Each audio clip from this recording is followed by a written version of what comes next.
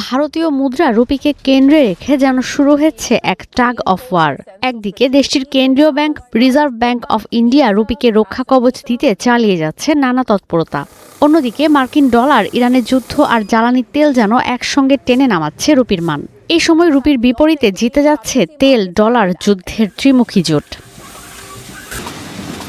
বৃহস্পতিবার $1 বিপরীতে রুপির মান নেমেছে সর্বনিম্ন 95-তে। 2026 সালের শুরুতেই যা ছিল 90 রুপি। এক বছর আগে এই মান ছিল 85। গেল 12 মাসে ডলারের বিপরীতে রুপির মান কমে গেছে 12%। ইরানে মার্কিন হামলায় জ্বালানি তেলের দাম ব্যারেল প্রতি $126 পৌঁছানোর পরই রুপির সর্বোচ্চ পতন হয়। বিভিন্ন গণমাধ্যমের বিশ্লেষণ বলছে, রুপির মান কমায় দেশটিতে ক্রমেই বাড়ছে মূল্যস্ফীতি। জ্বালানি তেল, এলপিজি আর এলএনজি আমদানি নির্ভর হওয়ায় দেশটির কেন্দ্রীয় bank reserve bank of India রুপির মান রক্ষা করতে যত পদক্ষেপই নিচ্ছে কোনোটাই কাজে আসছে না। উল্টো আস্থা সংকটে 2026 সালের 4 মাসে ভারতীয় কোম্পানি থেকে $20 বিলিয়ন শেয়ার তুলে নিয়েছে বিদেশি বিনিয়োগকারীরা। এপ্রিল পর্যন্ত পাওয়া তথ্য বলছে, দেশটির বৈদেশিক মুদ্রার রিজার্ভ প্রায় $5 বিলিয়ন কমে নেমেছে $698 বিলিয়ন।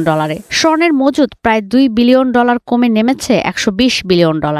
এশিয়ার মুদ্রাগুলোর মধ্যে শুধুমাত্র চীনের মুদ্রাই ডলারের বিপরীতে শক্ত অবস্থানে রয়েছে। বিশ্লেষকরা বলছেন, রিজার্ভ ব্যাংক অফ ইন্ডিয়া শক্ত অবস্থান না নিলে রুপির মান আরও কমবে। এতে করে আরও চাপে পড়তে পারে জ্বালানি আমদানি নির্ভর দেশটি।